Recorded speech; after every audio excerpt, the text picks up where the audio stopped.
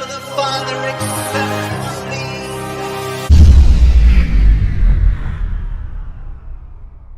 Bible Club.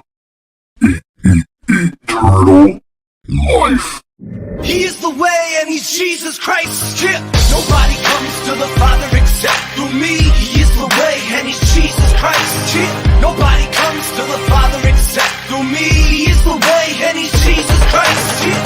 Nobody comes to the Father except through me. He is the way and he's Jesus Christ. Yeah. Good evening, everybody. This is Huge Pop from the Huge Pop Wrestling Podcast, and with me is Rico. Thank you for being here. And this question we always ask is, as formed by Cody Rhodes, what do we want to talk about? But I'm going to steal something from CM Punk on Friday nights. Who do we want to talk about? So tonight, Huge Pop Nation, tonight we have a special guest. This man has wrestled some of the baddest dudes in AEW. You can find this man on many indie wrestling promotions. Tonight, we will be talking with him about his time spent in CFW Rockwall. He is showing up tonight to lead the congregation. He is here to spread the good word, and he is here to collect those offerings because you know they're important and necessary. He is Brother Greatness. How you doing, my friend? Blessed and highly favored in the Lord. Thank you so much for having me on the podcast. Thank you, man. Thank you for coming on, man. Of course, you've probably been on a lot of podcasts and they probably ask the same stupid questions, but hey, you know what? This is Huge Pop, and the question is, can you explain to the audience your experience growing up as a wrestling fan? Yeah, definitely. So I got kind of late into wrestling compared to a lot of my friends in school.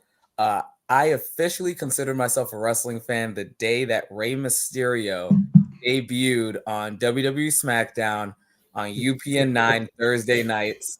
That was my official, just like, okay, yeah, no, this is what I do. Every Thursday after the Parkers, I'm going to sit down, I'm going to watch this show, and I'm going to watch Rey Mysterio fly around. So that was the start of my wrestling fandom, and it just grew and grew ever since. Awesome. So who are some of your favorite wrestlers? Definitely Ray, Kurt, not allowed to say his name, but Chris, Benoit, definitely that whole era spoke to me in a very deep way.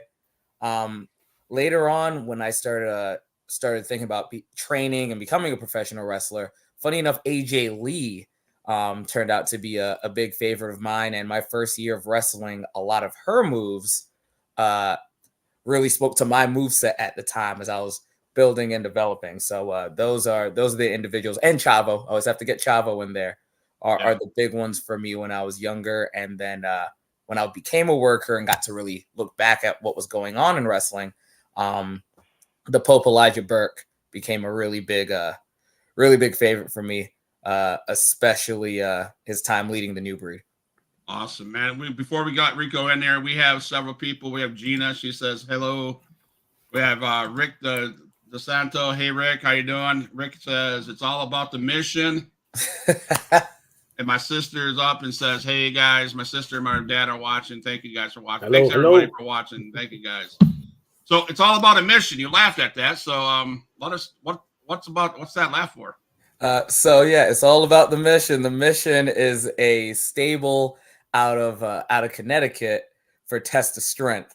So it was myself, Dan the Man, the true king of R&B, Stan Michael, who also was my student for a long period of time, Evie De La Rosa, and formerly Patrick Saint. So the mission has changed a lot over the last several months. A lot of those names don't click as well anymore within the universe of Test of Strength. But that was a lot of fun and a completely different version of Brother Greatness than what individuals got to see in Texas, DR, or pretty much anywhere else. Awesome. Rick is one of my friends of mine. He has his own podcast, as you probably know. So thank you, Rick, for that question, man. Rico. Mm-hmm.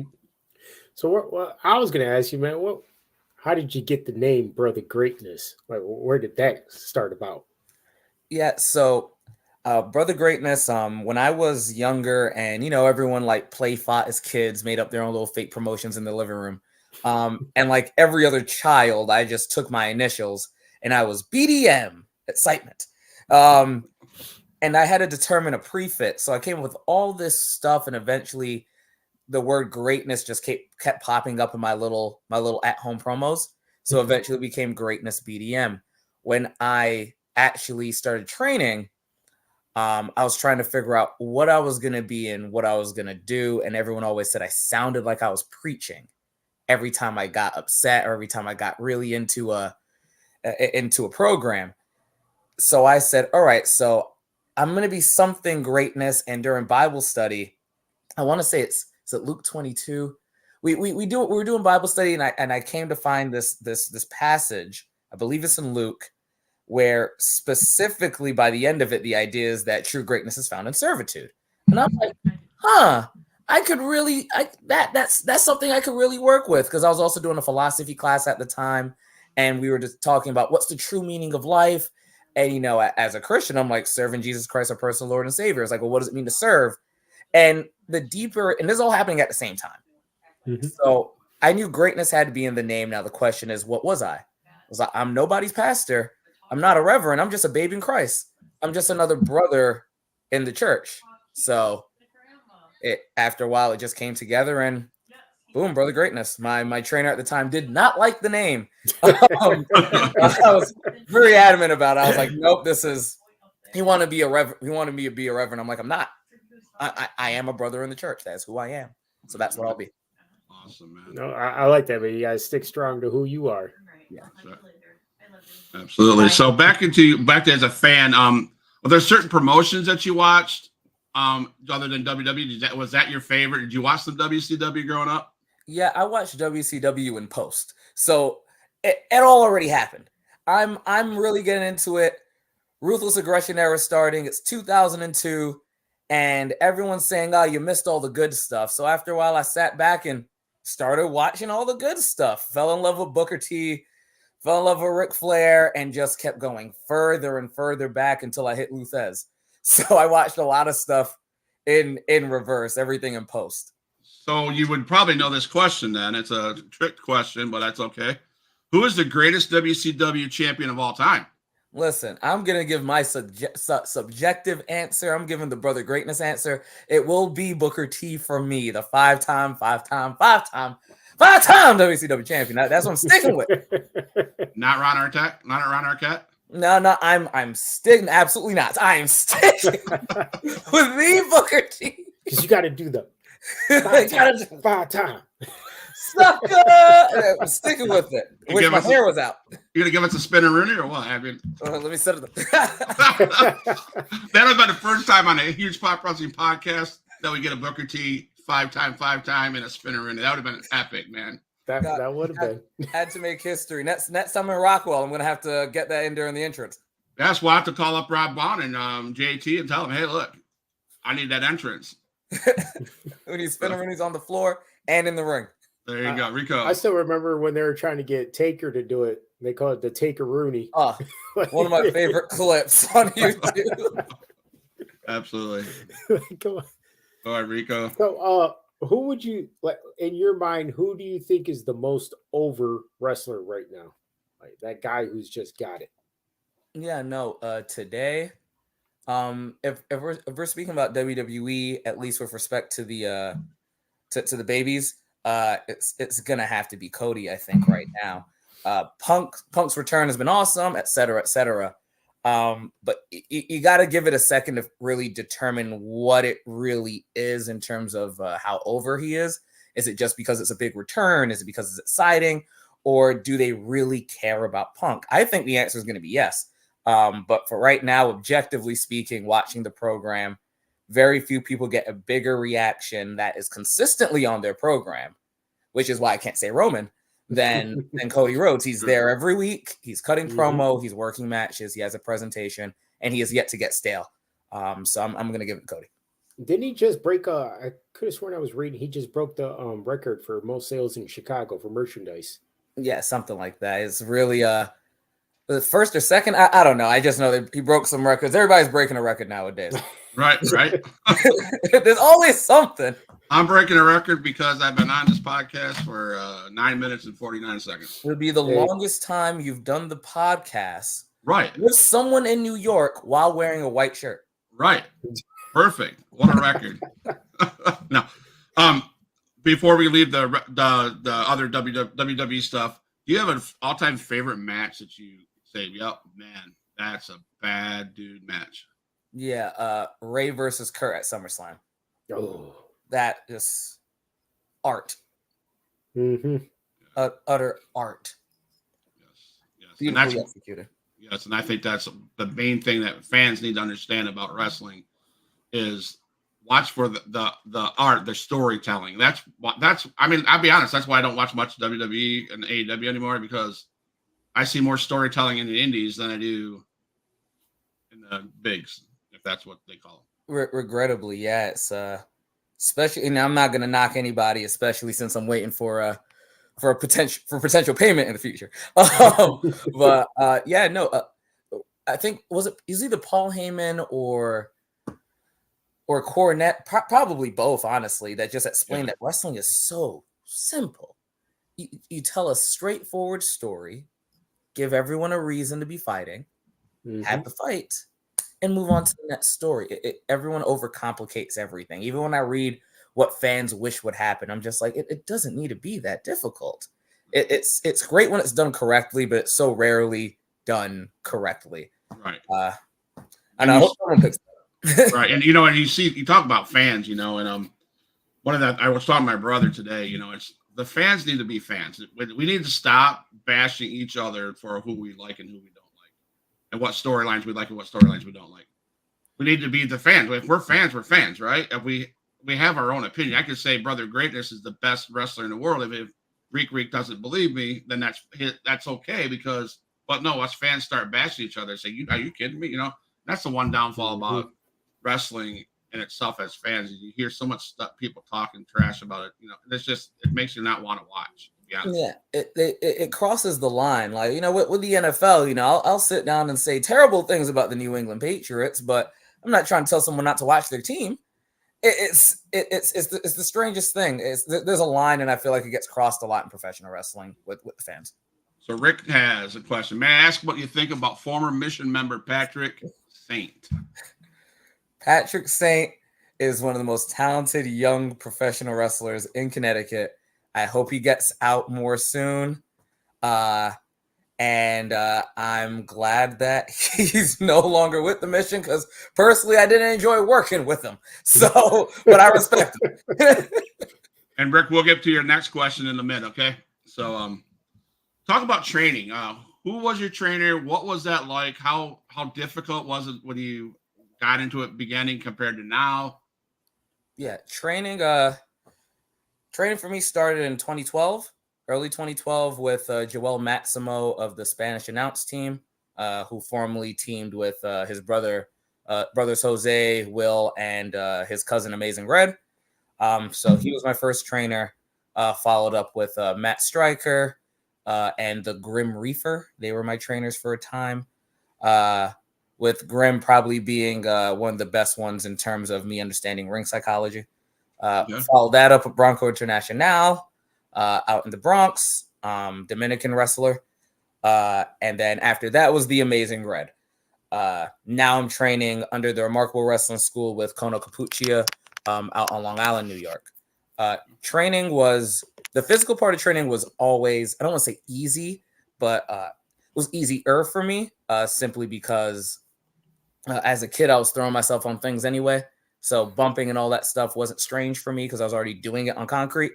I had a wrestling background in high school, soccer, all of that stuff. So I was already an athlete. The difficult part was the mental part of it, really understanding where to do what, because it's not just being an athlete. You have to know where the cameras are. There's just so much that goes into it when you're doing it correctly. So really it was just more the mental stuff that was difficult more than the physical, with a few exceptions. Well, that goes with that whole storytelling. Yes. You really want to communicate with the crowd and either get them to hate you or get them to love you. Yep, absolutely. And it's what I think I do best, honestly. It's usually why people keep me around. Do you learn mic skills in training? To a degree, yes. None of with the exception of Stryker, who was really more focused on really tightening up our basics, None of my trainers were really what anyone considers like a big promo guy. Luckily, I already walked into wrestling with a gift for gab and willing to put in the work. So I just took advice, went home, stared in front of that mirror, and made sure I practiced up the ability to speak in a way that would cause someone to want to purchase a wrestling ticket. Awesome, man. Thanks. That kind of was about like my question. I was going to ask you about your promos and stuff. Like, do you rehearse about, or they just come right to you when you're ready because you've been practicing it for so long? Yeah, no, I practice it. I'll give myself weird things to do, like, hey, talk about I don't know what's near me. Talk about having a match involving a pink water bottle, and I'll go in the mirror, time it so that when I'm asked to do something, whether it's being at CWF and talking about my admiration for ketchup, or whether or not I'm speaking about something of a greater magnitude like wrestling Elijah Burke, it's no matter what the situation is, I know who myself as Brother Greatness, who isn't a very far separation from who Bradley is as a human being. It's actually pretty much the same person. I know exactly what the response would be. Gotcha. Yeah. So when you go back to you said you back in school and stuff, that's when you really got into the wrestling. But was there anything else that you possibly wanted to do, like go to college or do any other sports? Oh yeah, no, I did a lot of other stuff at the exact same time. So I went to college. I have a bachelor's from Hofstra. Okay. I was working towards getting involved in marketing. The job I'm doing now, my other job, at one point I had 3 jobs earlier this year, including the wrestling. But I work in marketing as it is day to day, on top of the wrestling, on top of formerly working with the Jets, on top of the schooling, on top of being a trainer for a while. So I did a lot. I did soccer, I did track, I wrestled, I went to college, I was very involved in campus, I was in student government. So I don't get jack of all trades. Yeah, and hopefully master of at least one, but I don't get a lot of rest. Just put it like that. There you go. So, who had the greatest influence or impact on your life in the wrestling world? Probably directly, in terms of directly, Bronco International did a lot for me. Which was my trainer in the Bronx. He also gave me my first true, and to this day, the best opportunity to present Brother Greatness in the way that I wanted him presented. I really wanted to simply just thank God for the opportunity to wrestle. And he didn't try to stop me because it was a Christian gimmick. He didn't want to try to stop me because there was a religious connotation. He just let me go out there and be me.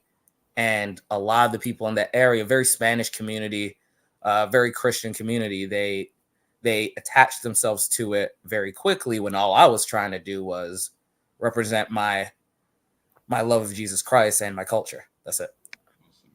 Thank you. So we talk about wrestling. Who do you have a Mount Rushmore? And who would you put up there? Yeah, the Mount Rushmore. Oh man, never great with that question, but neither am I. I'm going today at least. I'm going Thesz, Flair. Yeah, Thesz, Flair, Michaels, Taker. Flair, Thesz, Michaels, Taker. Yeah, that's what I'm going today. You guys catch the Shawn Michaels CM Punk little skit there in NXT? That was different. That was a little awkward. That was a little awkward. I thought, yeah, it was. Hey, nice sweatshirt. Yeah, I forgot the HBK one at home. So it was different. Now, see, I unfortunately I missed that because I was having issues trying to get that to watch it, and I was like 30 minutes late into watching the show. Trust me, it's all over YouTube, and yeah. I'm looking forward to the articles everyone's going to write about it and whatever Cornette's going to say. Yeah, that'd be interesting about it. Cornette. Jimmy Cornette, yeah. Who is your closest friend in the industry, and you still stay in touch with them and pass ideas back and forth? Yeah, there's a few people. Dash and D1000. who was my tag team partner in the tag team known as the Congregation for a very long time. Yeah, that's my brother. That's my brother in wrestling and Christ, everything. That's Dasher. Awesome, man. So Rick asked, I'll get to this question before he gets tired and goes to bed. So, favorite Connecticut promotion worked for? Oh, if it's Connecticut, it's Test of Strength. if it's Connecticut, it's easily Test of Strength. No offense to anyone else. You know, if it was New England, it might be a harder question, but Connecticut, Test of Strength easily. Awesome. Entrance music. How'd you go picking that entrance music? I wish I would have been able to play it. It's a pretty dope beat there. So yeah, no, thank you. So I actually didn't pick it. I call him my brother. We're not blood, but I call him my brother Corey, who's one of the producers for Provider out in Brooklyn, New York. I think back in 2013, I was still coming out to Kurt Franklin's Revolution. And I wanted something custom because that, could get flagged on YouTube, what have you. So he's not a wrestling guy. He's never seen me wrestle, nothing. And I just told him, hey, here's what I need. I didn't even know if he was going to do it. 3 weeks later, the beat that that was sent to you that simply titled Greatness was created. He was going to put lyrics on it. He never did because he said every time he went and sat down to write for it, he felt as though it didn't need it. So I've used a lot of theme songs since then. Not Today, Satan. One from another artist from Queens called Champion. Goes on and on. Do You Believe, which was another custom theme. But that's the one that I always find myself coming back to. Awesome. Rico. So I was going to ask, sorry, my eye.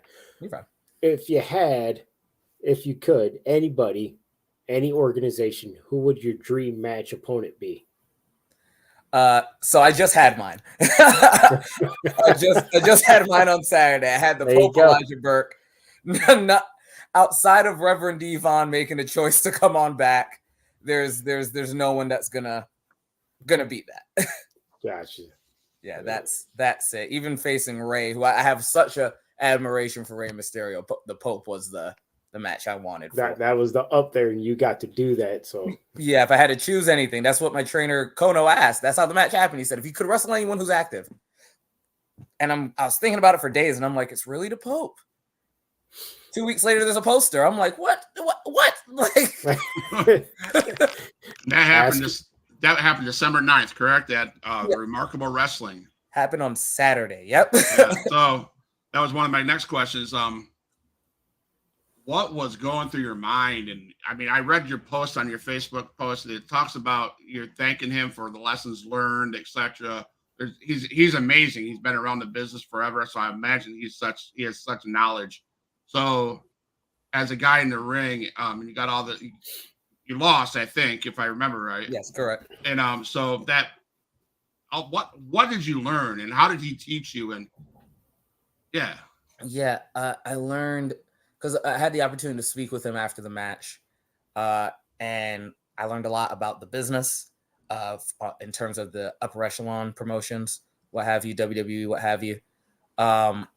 I learned a lot about him as a person, and we have a lot of similarities, and a lot of the life lessons he learned, he shared with me, certain things that I wouldn't necessarily be able to share, but things that I definitely plan to incorporate, not only in my gimmick, but in my life, because it was a lot of spiritual focused discussion regarding the way that I present the kingdom of Jesus Christ in the world of wrestling, because there's a lot of things that I'm proud of with it and a lot of things that I'm not, and just trying to find the best way to glorify the Lord without allowing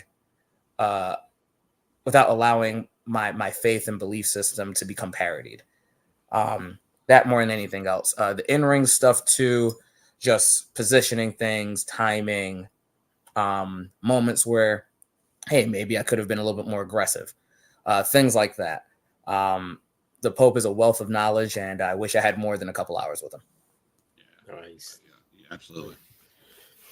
So I was going to ask, And where do you see yourself in 10 years?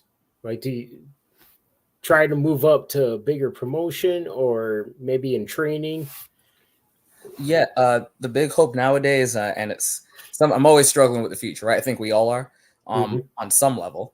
And God's will be, His will be mine. But as it stands at the moment, having a contract would be fantastic. Hopefully not even 10 years from now, but 10 years from now, I hope that I've had a contract at some point if I'm not currently on one. And honestly, I hope to be wrestling or being involved in wrestling in a way that I find fulfilling and that allows me to service people in some way. That's what I want to be doing. That's the easy answer. The more like, oh yeah, I'd love a contract, yada yada. That'd be great. It'd be nice to have only one job. But right. Kind of what I'm doing right now on a higher tier, whether that be promotionally or as a character or what have you. That's the goal. And you got one foot in the door. I mean, May of 2023, May 4th, actually, you had a match with some of the baddest dudes in AEW. He had a match with the Blackpool Combat Club. So you had to face Claudio, John Moxley, and Wheeler Yuta. Those are some bad guys. And I don't know how I would have felt after that match, but I'm sure you could tell us how you felt after that match. Yeah, how does Claudio hit, man? I've heard he hits hard. Good. That's exactly what I was about to. I took a woman. Because we did. Myself, Alvin Alvarez, Aaron Rorick. We're in the 3-on-3 tag there, live in UBS Arena on Dynamite. These guys come out. Moxley and Claudio are way bigger than they seem on television. They chuck me overhead. They're giving me a proper whooping. I'm trying to essentially escape the ring. And I had no idea that Claudio was even near me, much less that he was going to grab me. And he put me in the most painful variation of a crossface I have ever experienced. Ever experienced. That man is every bit as strong as they have promoted over the years. Claudio, man, just tremendous. Great guy too. Great guy. You see him in the back having a cereal. He's a good dude. But my neck was hurting for a couple weeks. Oh man. Yeah. And that same day that you did a dark match, and it didn't get any easier.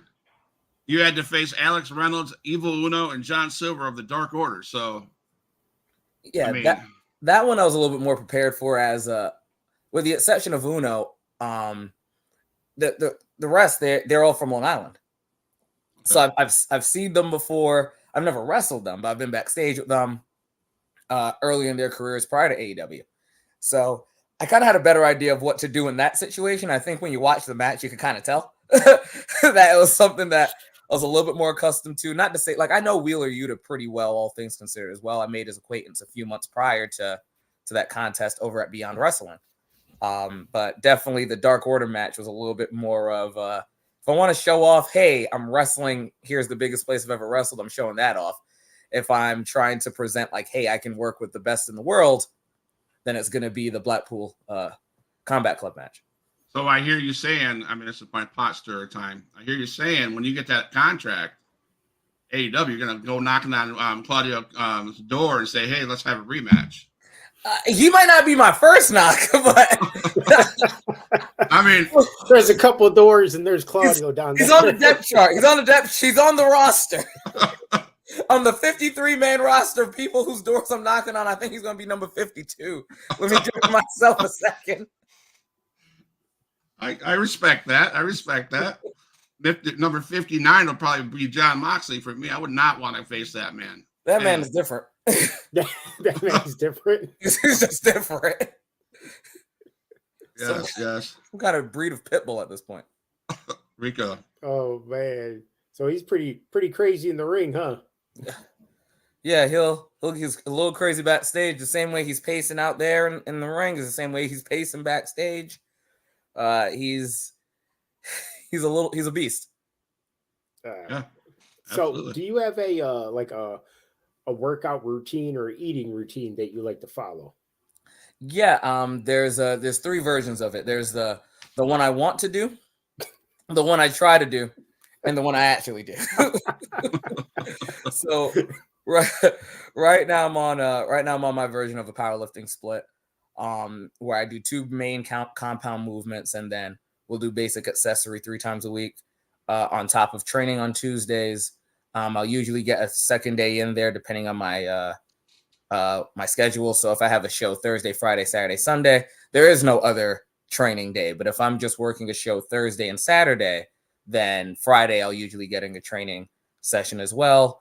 I'll typically hit some kind of lift while I'm at the school because there's workout equipment at the school, before I get in the ring for anywhere between 3 to 4 hours.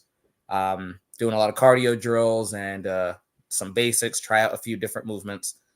So I'm doing something athletic, not including the shows, a minimum of 4 times a week. In terms of eating, it's at this point it's become lifestyle, so I don't have to think about it as much, but it's very meat, greens, and fruit heavy. I'll usually get something in there, a little bit of rice, a little bit of potato, what have you. But it's usually that's the focus. I try to eat at least 4 times a day. The hope is to eat 6 times a day to maintain my current weight without putting on too much fat. Yep.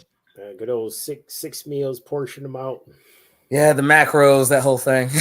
Yeah. Yeah, I'm not measuring it out the way I used to. But hey, I'm looking decent. My lifting numbers are good. The scale's agreeing, so things are good for now. We'll see what happens after Christmas. Promotion. Go ahead. Sorry, Rico. Go ahead. No, I was just going to continue with it. So, we explained to the newer guys coming in about how important cardio is, because I've met guys who did the indies saying, "Oh, I just lift, man. I don't need to worry about cardio." You're gonna die in the ring, man. You need that cardio. Hey, 5 minutes in, doing all the cool stuff in the world. Someone gives you one nice crack to the back of the head, and you're back. You're not gonna catch your breath till you get to the back. The lights are hot, and there's people screaming at you, and there's a man stepping on your head. Get cardio before everything else. Cardio, and you gotta stretch. Those are the 2 big ones. Because I don't know how many young, muscle-bound men I've met that started with wrestling that 8 months in, torn bicep, torn quad. Like, you look great. You have a great body. You're deadlifting 650 pounds, whatever. But you have no flexibility. So you can't take a suplex. Look at you. You climbing on the top rope. You totally, you have no balance. What are you gonna do? You can't do this. You gotta fix it. Right. What is it like working for Wrestling Open? Okay, so Wrestling Open, for those who don't know, is an independent promotion out of Worcester, Massachusetts that runs live every Thursday at 7:45 p.m. It's in the same family as Beyond Wrestling and Women's Wrestling Revolution. So that whole universe of professional wrestling. The Open has been awesome and awful at the exact same time. I've learned so much about how things are supposed to be done. Doing the Open prepared me for AEW. I sincerely believe it prepared me for how things are supposed to be organized. If anything, Wrestling Open is more specific about what they want and what they're looking for.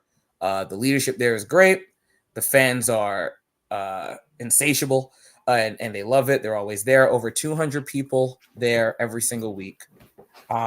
And it's been difficult. It's actually a challenge that I'm currently working on, trying to determine the best way to present Brother Greatness there in a venue that is definitely not Christ forward or Christ centered. I've made a lot of mistakes during my time there, a lot of things I'd like to take back. And then there's things that I've done there that I'm extremely proud of. And has caused the kind of reaction both from the fans on camera and from people at the merchandise table when they come and speak to you after the fact. So it's the best and worst thing I've ever done in my career. Best and worst. And depending on each individual story, you'd understand why, but I wouldn't give it up for anything. It's my favorite place to work today because it's a challenge. Awesome. So I'm going to piggyback off that question because I was going to ask the question. We'll get to the CWF stuff, but how difficult is it from taking your character, your person, because that's what I hear you saying is you are who your character is. So taking that and you wrestle with CWF, it's a Christian organization, and that's what you do. You love to bring the word, you love to show your talent. Now you got to go to say how about FFW or Riot Championship, or Remarkable Wrestling. How different is it, and how do you mentally prepare yourself to not be at a Christian wrestling promotion, and and being a secular thing? Is it hard to be with those guys in the back? Is it I guess. Yeah, the guys in the back are oftentimes really a non-issue. Wrestling's not what it's described as in Dark Side of the Ring anymore. There's guys back there playing video games and like talking about foolishness. Like it's not even what it was back in 2012, where it's like, yeah, if you look in the wrong corner, you'll see somebody doing something they really shouldn't be.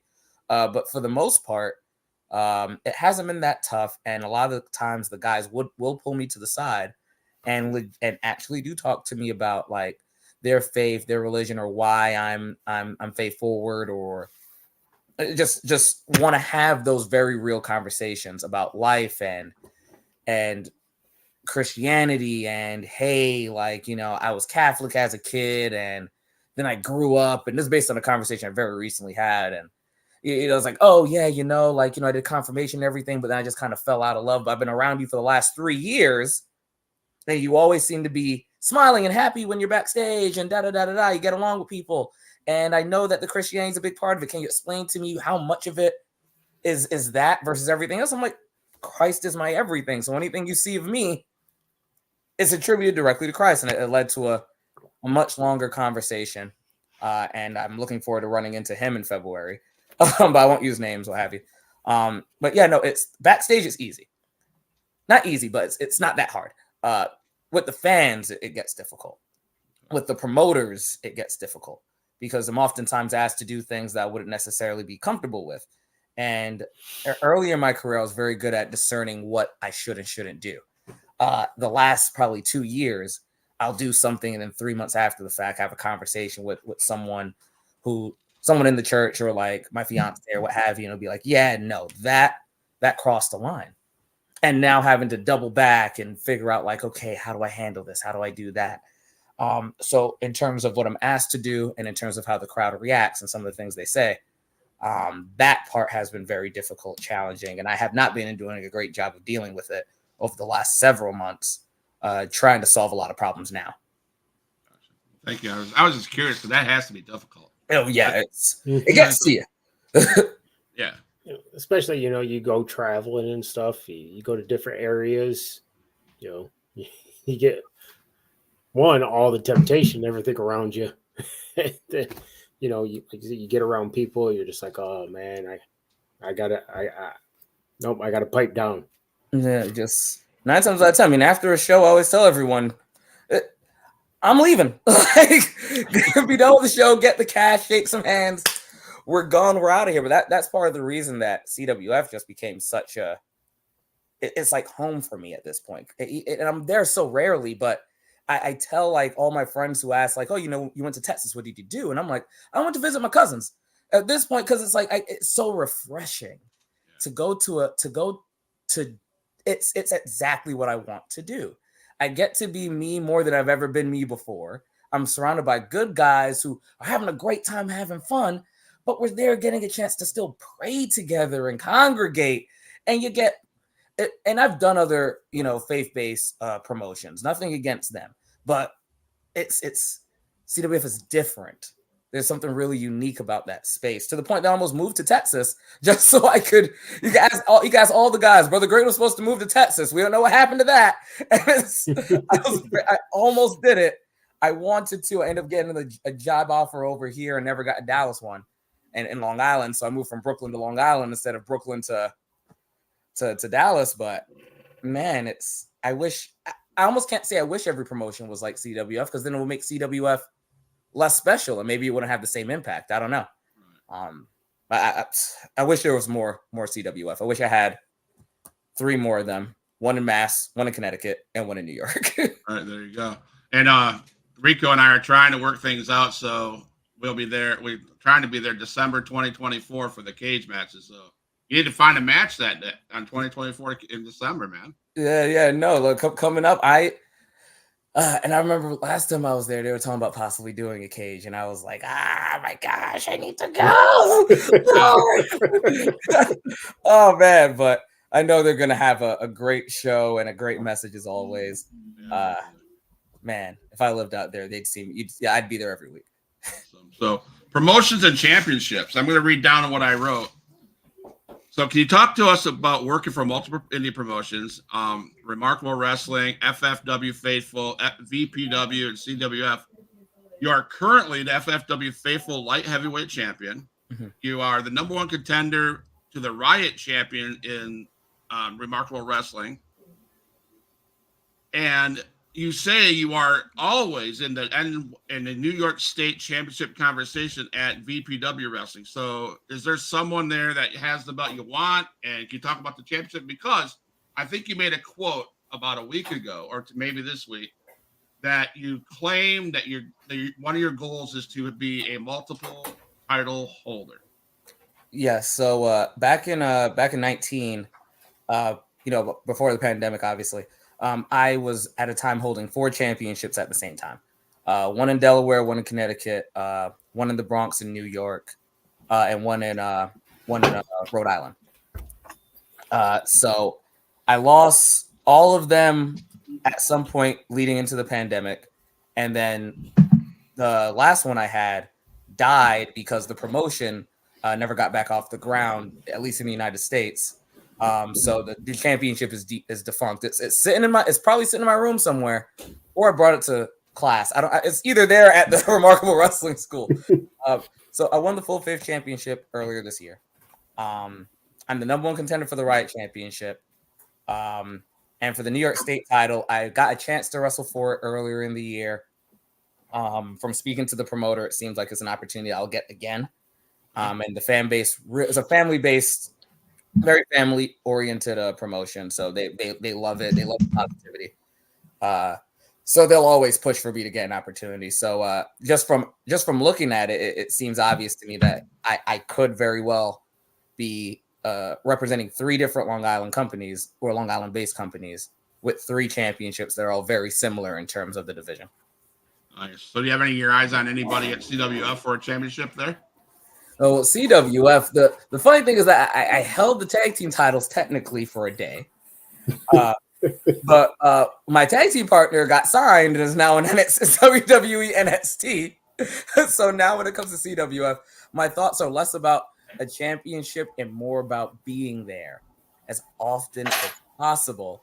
Although Brother Hart and I definitely have some unfinished business, to say the very least. So whether a title is involved or not, greatness is something we need.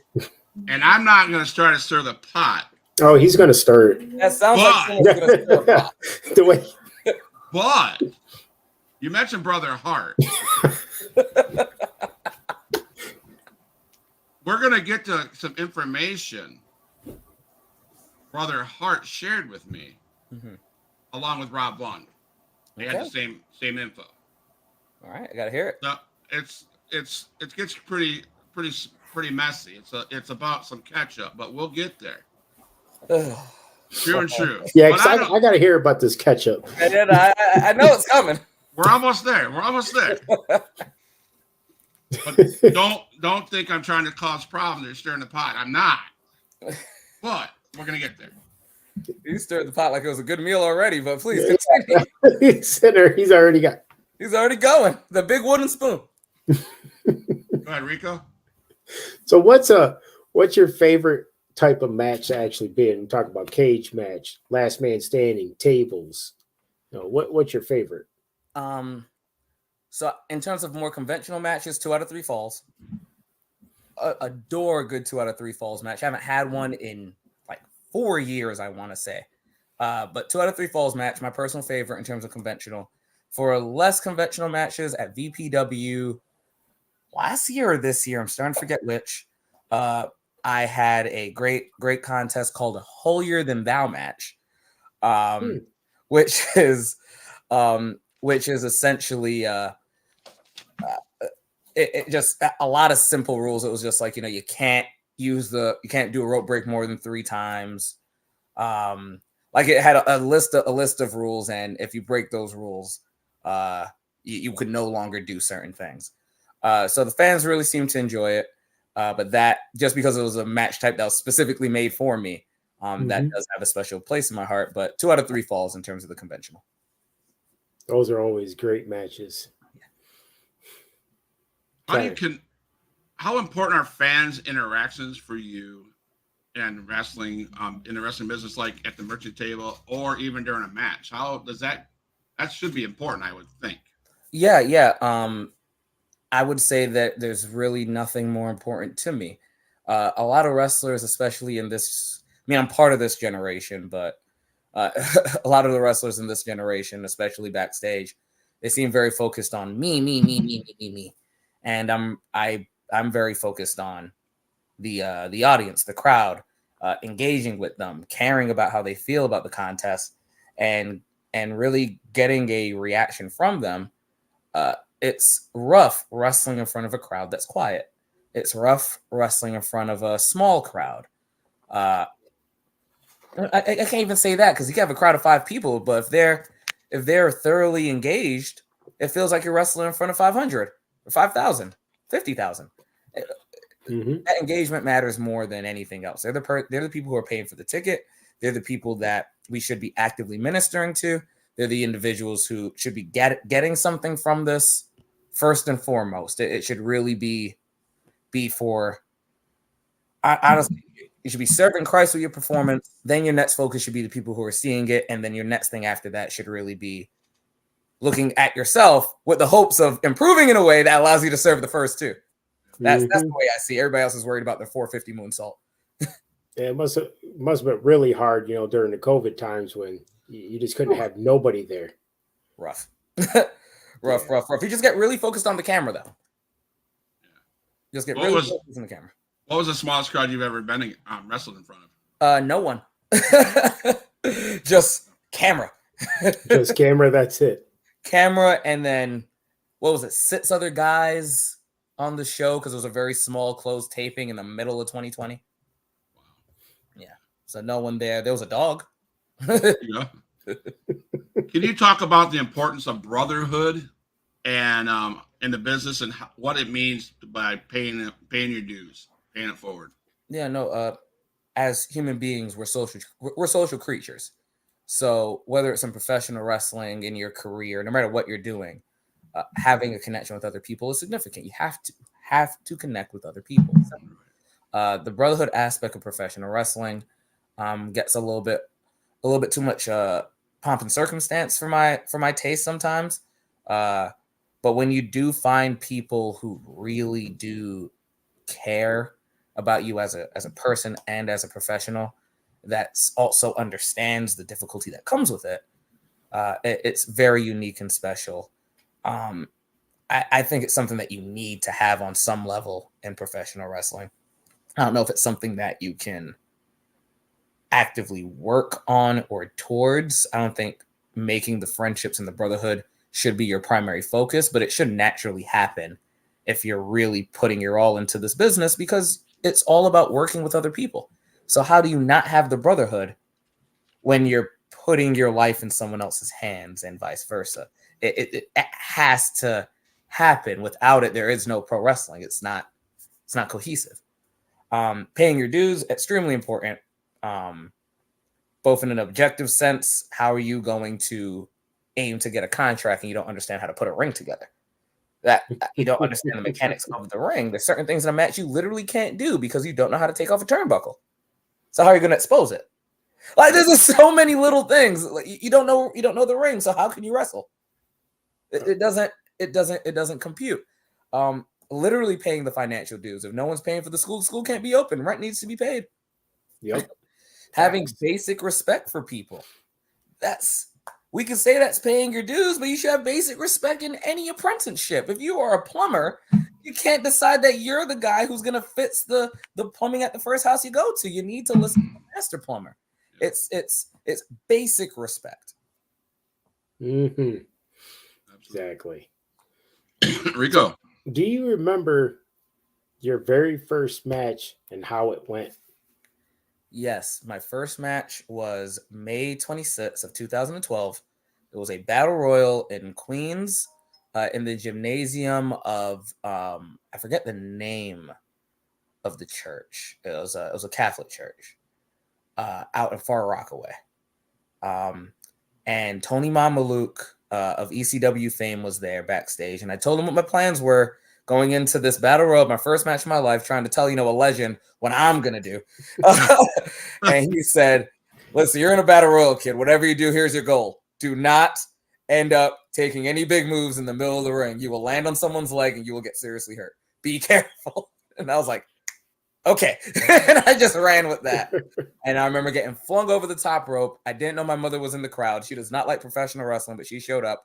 That was the first and last match she ever came to. Oh. She didn't want to see it ever again. She was angry for months. And then my first singles match was in Brooklyn, and that one was against a young man named Panic, who is now a battle rapper in Harlem. So yeah, both went very well, and I learned a lot from both matches. Who threw you over? That's a great question. I know his first name was Joey. I don't remember his last name. It's 11 years ago. So I know his first name was Joey. He had an Angry Birds kind of thing. He was dressed, his tights had the black Angry Bird on it when Angry Birds was the big phone. Yeah. So I told you I was a foster parent. I told you I ran an emergency shelter. So my kids, I talk to my kids all the time about what I do. So they have some questions. So it's going to be like a fire questions. Okay. Let's do it. Favorite food? Dolphin fish, also known as mahi mahi in the States. Yeah, great fish. Great fish. Does pineapple belong on pizza? Personally, yes, but it has to be done a certain way. It can't be too wet and it can't be canned. Thank you. It can't be canned. That's good. Okay. We got Favorite book? Tuesdays with Maury by Mitch Albom. Favorite TV show? Besides WWE SmackDown? All right. Favorite movie? Favorite movie, The Lion King. Love it. Great. You have any hobbies? Yes, watching way too much of the Jets breaking my heart, and rollerblading. Rollerblading. Okay. Yeah, Lions over here. So you. So I'm not going to even ask this next question. What your favorite sports team should be is the Michigan Wolverines. But what is your favorite sports team? Wolverines have my favorite colors, but my favorite sports team is the New York Jets. New York Jets. Hey, they did good this past Sunday. Great game yesterday. They gave us hope. Every year they give us hope. Hope. All us Lions fans know that so well. Well, this year we're like, oh man, this is the year, and now we're going down that downward trend. Yeah. And Rico took my last question is what was your favorite Mount Rushmore of wrestlers? So I'll say, do you acknowledge the tribal chief? Yes, I indeed acknowledge the tribal chief. I definitely do. I read something that that was one of your favorites. The Bloodline's one of your favorite storylines going. Oh wow, where did you? Yeah, I was like, I must have posted that a while ago. Well done. Yeah, no, been beautifully done, beautifully put together. Absolutely adoring it. I love a long story. I love a long title run. People are complaining. Let them complain. I'm enjoying it. Right. And I tell this story all the time. I love the story because it shows conflict and family. Mm-hmm. And I think they're going to bring. I'm nowhere near a writer, but I honestly think sometime in the near future we're going to see the brothers come back together somehow, some way. It's just going to be a beautiful story because I have a younger brother, and we banter back and forth, and we, he likes this guy, I like this guy. We as brothers, we have our issues, and I love how they're doing it. And so I read that, and I'm like, yeah, he's right. It's probably one of the best storylines. Not next to the NWO storyline, that would be my favorite. So yeah, no, I'm really struggling to think of something that I thought was done better, top to bottom. The matches have been incredible. Mm-hmm. All the matches have been great. The story arcs with Brock, the way the acting has been great. Everything with Sammy was really good. And I honestly miss it. That was the peak of the story. I'm sure they'll find another. But it's kept it Uzi. Yeah, he kept it Uzi. And what's great about it is that it's still going. Yes. It's not like it was a quick 6-month program. It wasn't even those old year-long programs that it was small sub stories that lead to a bigger one. This has been going on for years, and it's still interesting. So it's hard outside of the 80s, like all like some of the stuff that happened in the 80s, like dealing with even like the Flair Steamboat stuff. Outside of that kind of pre-Attitude Era kind of storytelling, I don't know how you can beat it. Top of my head, one of the best. It's up there. It's not the best, but one of the best was like Macho and Hulk Hogan. That storyline that they had, just coming together, mega powers and going back and forth at each other. I really like their storyline, but yeah, the Bloodline, it's just up there. They do a great job at it, and I just love the way, in the ring, Roman himself, how he keeps things methodical. He's like real slow, and he just handles business. And man, it doesn't need to be fast paced. He does it his way. Yep, and it's because it's different than what everyone else is doing. Mm-hmm. That's what makes MJF work too. It's just different. Oh, that guy's great. Yeah. I used to hate him until I understood what he was doing. At first, I was like, "Man, you're what?" But he's phenomenal. That guy's a genius. Yeah, no, I like him a lot. He hired me to deliver. I thought I was delivering pizza. They sent me to deliver tequila to MJF. So, I've so technically I've received a check from MJF. There you go. Yeah, there you go. You hear it here. No. So how did you first become involved with CWF? So right before the pandemic, Rob reached out to me. I saw I was at a tryout in Jersey. There was a wrestler there. Ah, man, I wish I remember the name. Like, we'd never really connected. But he ended up getting a lot of the guys who did well in the tryout into the Texas Independent, wrestling Facebook group thing. And I was like, cool. I don't know for sure whether or not that's where Rob found me. I always just assumed that's where it was. But he reached out to me, asked me if I had any interest. I thought it was like a spam thing, like somebody was just messing with me. And then I looked into it and I'm like, this exists. This is amazing. So we get to talk and we work out that, I'm going to come down. I think I was supposed to come down originally in the beginning of 2020 or the end of 2019. The beginning of 2020, I think, because the pandemic was solidly in there and the date got canceled. So I was like, great, I'll never get to go. What a shame. But a man of his word, he told me that he would definitely reach back out and brought me in via that connection. And ever since then I've had my Texas family. Really straightforward story. Not too many twists and turns. Nice. Rico. Oh, in that sense, it's the holidays. What is the best Christmas movie? I want to say, listen, I'm gonna say Die Hard because it feels like I need to say it because no one. It's crazy because Die Hard is a Christmas movie.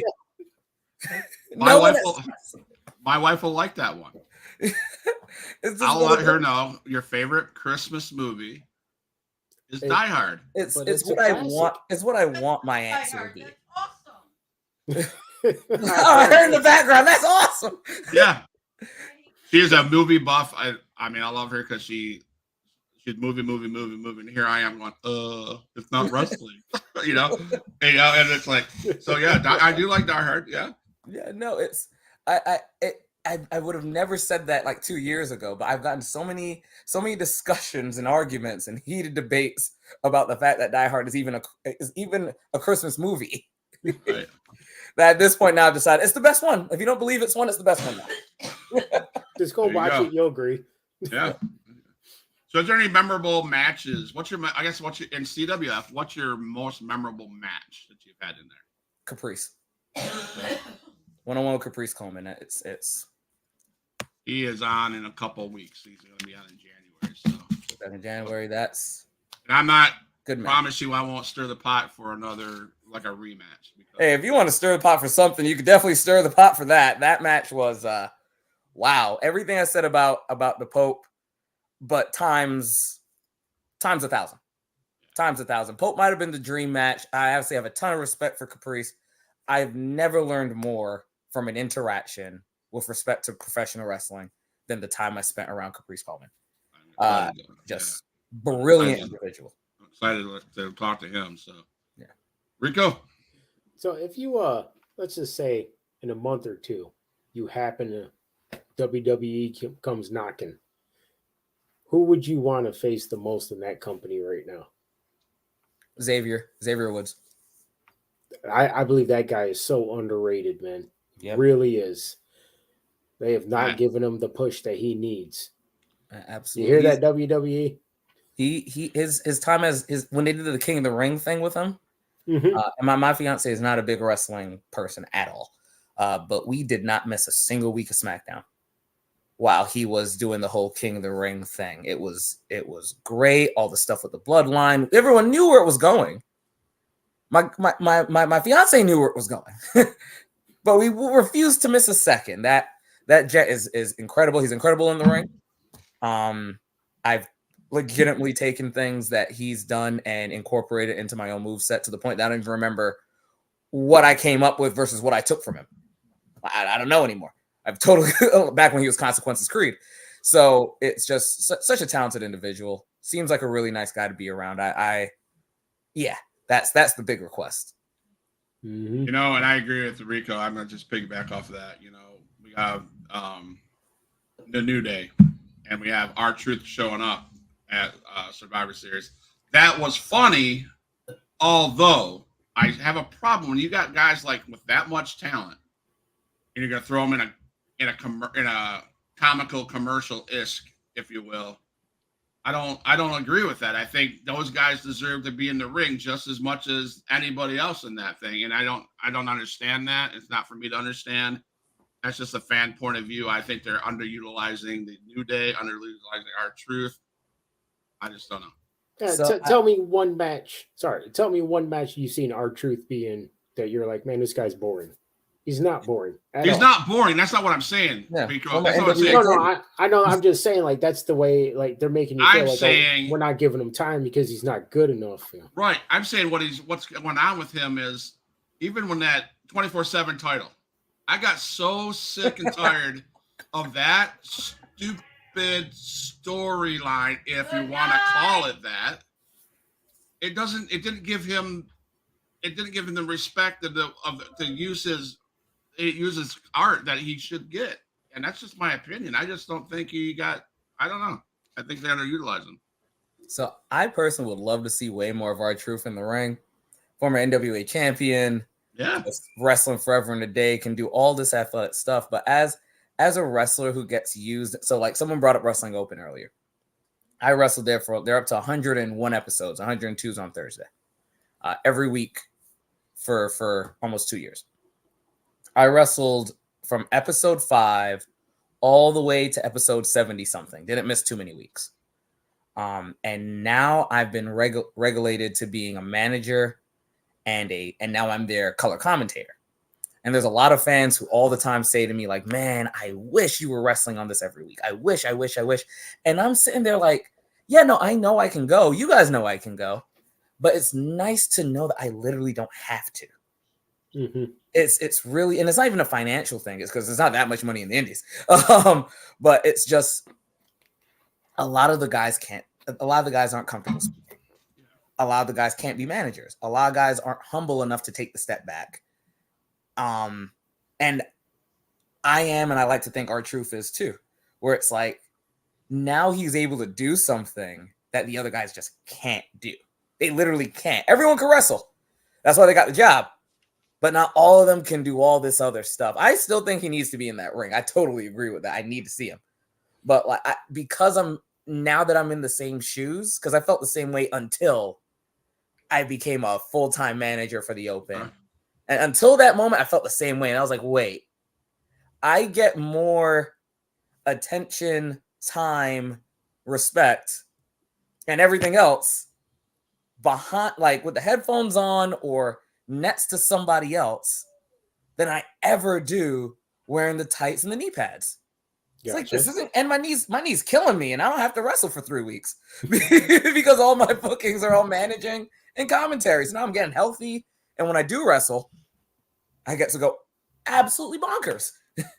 Now, that from that standpoint, now that you explain it like that, because again, I would not believe that unless I was doing what you're doing, right? Yeah, no, I didn't believe it until I was like, I can't wrestle. And then 2 weeks later, I was like, this is great. This is wonderful. Yeah. Wait a minute, my knee can rest up? Okay. This is great. Okay, coming from that angle, yeah, I agree. Okay, Yeah, you get to train harder, you try crazier things, and train. See, and that's why, as a podcast guy, that's why I ask those questions or make those statements, because I don't know. Maybe there's a reason why he's doing that, and then if that's how it is, that's great how it is. But he's an older wrestler too. He's been wrestling since like the early 90s. R-Truth has to be at least like 47, 48. Been wrestling since he was like 19. Like he's got to be hurting. Yeah. Are there any specific Bible verses or Christian teachings that inspire you in your wrestling career? So Matthew 5 verse 5, big one for me. Blessed are me, for they shall inherit the world. Just because it's really easy to kind of lose a level of humility when you're trying to move in a fashion of a superstar per se. I think it's really important to stay grounded on some level. And it's one verse that even when I'm wrestling, I'll find if I'm going to spit something out outside of like flat out just saying hallelujah, it's usually that verse. It's usually where I end up. Yeah. Okay. Nice. It's simple and it's just kind of easy to just kind of get out, and it helps when I'm starting to feel a little too high or a little too low. All right. Rico? Well, I actually wait for Huge Pop to get to this catch-up. All right. All right. That's what I'm waiting for. It's getting there. So I don't know if I think Rico might ask this, but what advice do you have for aspiring wrestlers who want to integrate their Christian faith into their career? Even though it's the exact opposite of what I did, I would say do not make it the character. Make it a consistent trait of the character. Be anything you want to be, and because your light's gonna shine either way. People are gonna see what you're about either way, and you'll get to present the kingdom without having to almost put it under fire, right? Where it's like everything I do, I have to so vigorously defend my faith, vigorously defend the word, vigorously defend Jesus Christ, and it's exhausting. And we're called to do that on some level as Christians, but to put yourself in that while also trying to do everything else that comes with wrestling, I say make sure that's always a trait and it's always a forward thing without putting the kingdom under fire. All right. I should have asked one of the fire questions from the kids. Thank you for that, by the way. What is your favorite restaurant when you visit Texas? I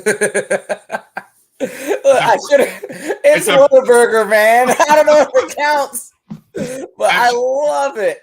It's a precursor to these questions, and of course, I will be honest with you. Every time I do a podcast, I will reach out to the promoter or whatever, and I know these guys. I know Rob and I know JT very well. I reached out. My question was, what is some good information about Brother Greatness that you would think that I wouldn't be able to find that would be awesome for the podcast? And of course, Rob Vaughn, I'm going to throw him under the bus too. And JT Reinhardt said the same. They mentioned, ask him about his experience at the Texas Whataburger. So this is what they said. This is what I got. I can't make it up. I had it on my text. Ask him about when he came to Texas and taken him to our famous burger spot called Whataburger, and he was obsessed with the fancy ketchup. He did a real funny promo about it. We used it that night in the ring, and Reinhardt came out and beat him down and put a big heart on his chest with a bottle of fancy ketchup.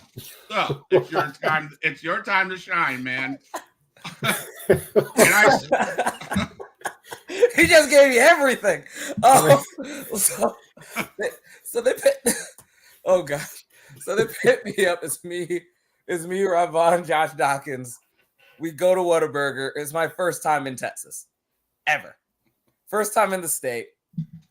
First place we go is Whataburger. I'm starving. I've heard so many good things about the burgers. No one warned me about this ketchup. Rob mentions like, oh yeah, you know, they have a lot of condiments, you know, they have the fancy ketchup. And I go, fancy ketchup? What makes it fancy? Like, is it a special tomato? Like what happened? And when I took that first bite with that fry, so I'm from Barbados. I'm from the island of Barbados. And we have Maybell's ketchup. And since I was a kid, every time we go to Barbados, I always want to get big sets of it because it just tastes so much better than the ketchup that I'm used to at home. And I always just say there's no American ketchup that can hold up to Barbados's Maybell's. It's just different. And it tasted so similar, but like tangier. So I immediately just said, how many of these can I take? I bagged up a bunch in Ziploc bags. I'm pretty sure in my drawer, I might still have a few of the breakfast sauces from Whataburger. If I could actually go grab that. I might get someone in the house to go grab that for me in a second. But I get the fancy ketchup and I tell Rob all about it. I'm like, this is great. Have you had this? He's like, obviously. And I'm like, this is amazing. I dip the burger in it. I take a bunch more. I used it for pretty much everything I ate in Texas in that time period. And then Rob goes, what do you want to talk about? Go out there and talk about, you know, Texas, like your experience in Texas so far. And I got to experience Buc-ee's. Never knew what Buc-ee's was. I had the beaver nuggets. I had I used the bathroom. I never was so excited to use a public bathroom in my life. It was so clean. So I go absolutely nuts. And then I start talking about the ketchup because it's the best ketchup I've ever had. Easily. And then the last time I had the spicy ketchup. Oh, man. My goodness. I took at least 12 of them. So now my fiance loves it. My mom loves the spicy ketchup because it tastes like a Bajan pepper sauce, but not as hot. It's the first and last stop every time I go. So I got a crazy idea. What's the idea? I think Reinhardt, Brother Greatness, in a ladder match with a bag of ketchup, fancy ketchup, hanging from the hook. And the winner, because let's face it, he drew a heart on your chest, on your body chest with a bottle of fancy ketchup. So the winner should be able to do something on that person with ketchup. I completely agree with that. I think that makes perfect sense. We gotta let Rob know this needs to happen because right, as much as I love the fancy ketchup, and I'm not gonna lie, I wasn't too angry about how I smelt after the engagement, but I was just coming off I'm coming off what I think is a great match. I'm coming off of the one match I was going to have in Texas in that time period. Lord knows when I'll get to go back. And for the last thing for people to see is myself in my very expensive professional wrestling tights, which are to this day still stained from the ketchup. For the last thing people to see is me covered in ketchup, as opposed to having an opportunity to be excited about Texas, be excited about the Lordatorium, be excited about the fans, be able to engage with them. Now, instead, I'm sitting at the merchandise table with people feeling bad for me and feeling bad for myself over something that I wanted to celebrate. It's not something that really sits right with me. So do you have anything personal you want to talk to Rob or to JT Reinhardt right now? What do you want to tell him about that incident? What did he take you away from? What should he be worried about? He should be worried about the next time I get a fight down there. Reinhardt, you listening? Because it needs to be greatness versus heart. And it's not going to be a competition where I'm getting an opportunity to say, hey, I love Texas. I still do. It won't be a chance for me to be able to connect with these individuals who've taken me in and I love and they love me that I only get to see once a year if I'm lucky. I still do. The focus is now going to be the person in front of me. That person is going to be Brother Reinhardt, and I'm going to make sure that he experiences Brother Greatness in a way that Texas has yet to see. I'll leave it at that. There you go. Bob Bond, man, make it happen. Ladder match. Catch up at the top of the hanging from the hook. The winner. Catch up on the top of the Lauditorium. Top of the Lauditorium. That would be crazy. It needs to be 2 bottles, one to pour on him, and I'll use it as a shampoo for him, and one for me to take back. There you go. There you go. Rob Vaughn, I know you're going to watch this. Reinhardt, you better be taking your vitamins, saying your prayers, because you're going to be eating a lot of ketchup. Yep. Gonna happen. He might get sick and tired of it. I never will, but he might. So there you heard it. My goodness. Right on the Huge Pop Wrestling Podcast. Again, making the matches, making it happen. So Stirring the pot. Yeah, definitely. He put a little ketchup in the pot, stirred it up. No, but that would be a great match. That's it. But come on, let's be honest, man. Reinhardt, are you listening? Because you disrespected a guy that came to CWF, Christian Wrestling Federation, his first time. He gets picked up in Texas. He has his ketchup. And all he wants to do is talk about ketchup in the state of Texas. And it's how good his visit was. And you got some bug up your butt and decided to ruin his promo. Yeah, but I'm not looking for revenge. I just want him to know what I went through. There you go. I just want him to taste what I felt and taste what I tasted. And what I tasted happened to be fancy ketchup. So it's time for him to get a bottle. There you go. Let's make it happen. I think you need to make it happen 2024, December at the cage match. That way nobody can get involved. Mm-hmm. Got a ladder in a cage. That'd be sick, wouldn't it? That'd be bad. Oh, man, it'd be hard for them to record.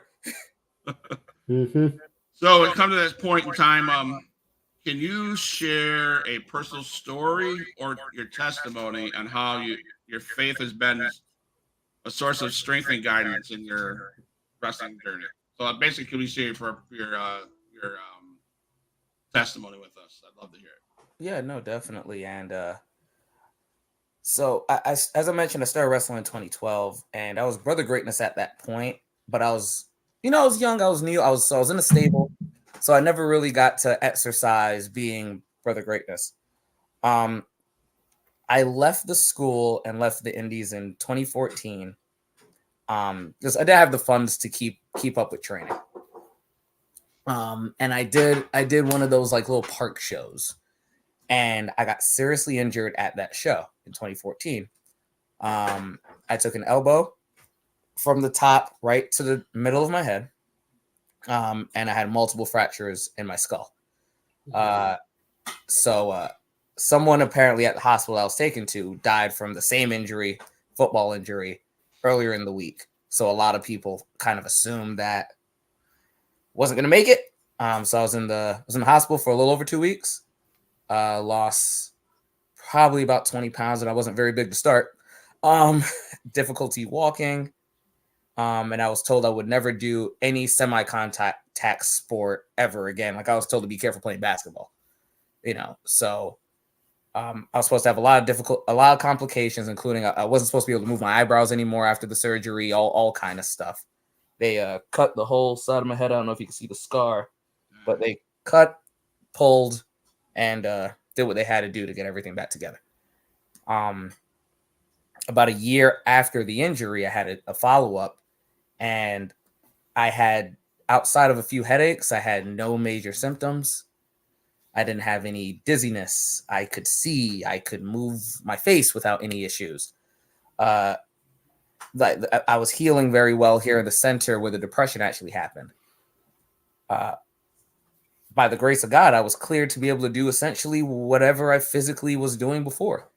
The only thing I was told was, hey, don't break your skull again. It's going to be hard to fix twice. But outside of that, I have the physical ability to do everything that I did at the time and more. I'm healthier, I'm stronger, I'm faster, and I feel good. And it's all by the grace of God. I wasn't supposed to be able to do this anymore. And he allowed me to do it. So how dare I do anything besides exalt his name. Not only when I'm wrestling, but in my daily life. I already understood. We all are only here by the grace and power of Jesus Christ, our Lord and Savior. But it's a whole nother level for me personally, because it's like I got saved again. So it makes it as difficult as it is to be Brother Greatness in a lot of these shows and situations. That's what caused me to do it for a decade.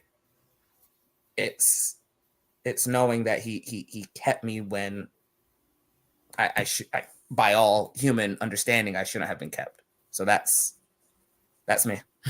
Wow, man, that's awesome, man.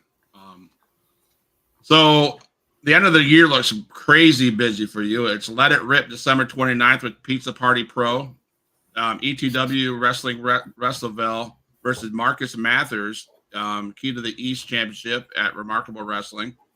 Heavy Lies the Crown on December 31st. I think I said that right. Yeah, that one's too. That one's there too. Yep.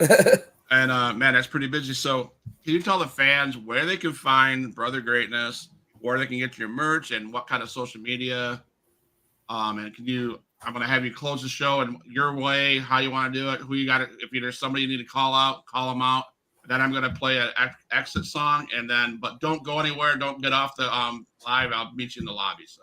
Okay. So yeah, in terms of the shows, pretty much everything you named. So every year, this will be the 3rd annual Restival. It's a wrestling carnival outside of the White Eagle in Worcester, Massachusetts, not far from the Worcester Airport.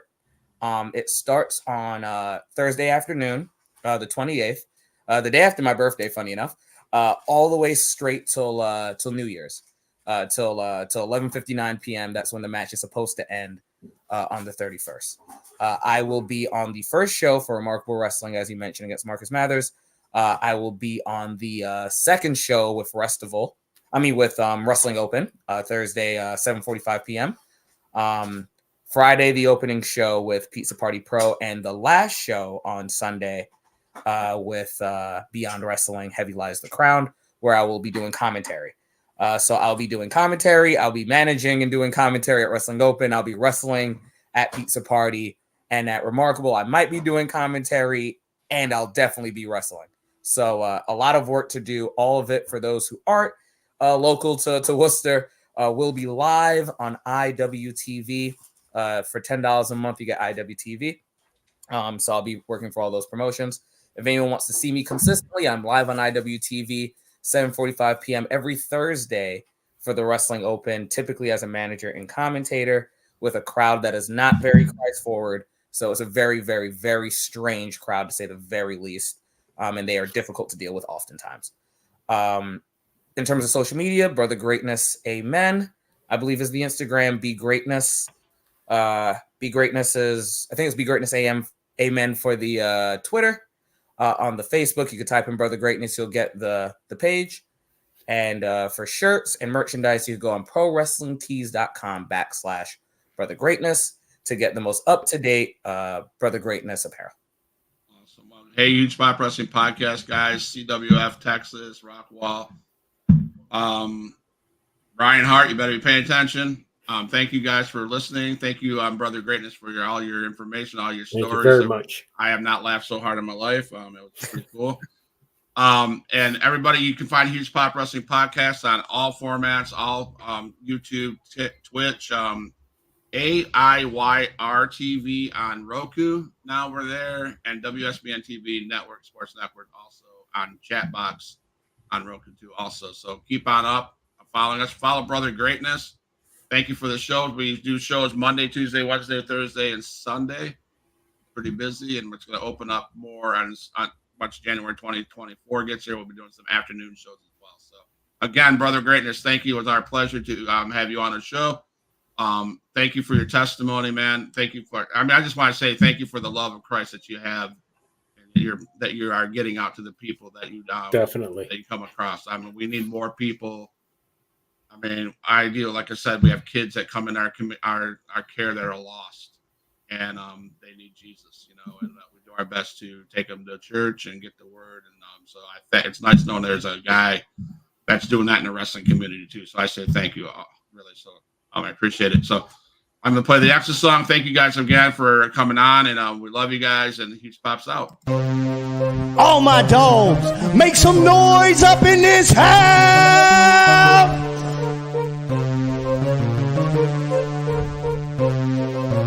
Who is in the house? Who is in the house? It's the gangster of destruction, so you know what's going down. And when the drive-by's coming, then you better hit the grind. Cause when your body hits the canvas, then your ass is knocked out.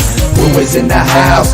Who is in the house? It's the gangster of destruction, so you know what's going down. And when the drive-by's coming, then you better hit the grind. Cause when your body hits the canvas, then your ass is knocked out. Fight with Adrian Whisper is like a fight with the devil, because when he's dealing with you, you cannot get on this level. Fight with Adrian Whisper is like a fight with a king. It's like a fight with an army. They got the tanks and everything. He's leaving bruises and stitches, possibly leaving you crippled. Cause when he sets up the table and sends you straight through the middle. 6 sadistic free, beat that ass with a light bulb. Leave a piece of glass embedded in the back of your skull. Who is in the house? Who is in the house? It's the gangster of destruction, so you know what's going down. And when the drive-by's coming, then you better hit the ground. Cause when your body hits the canvas, then your ass is knocked out. Who is in the house? Who is in the house? It's the gangster of destruction, so you know what's going down. And when the drive-by's coming,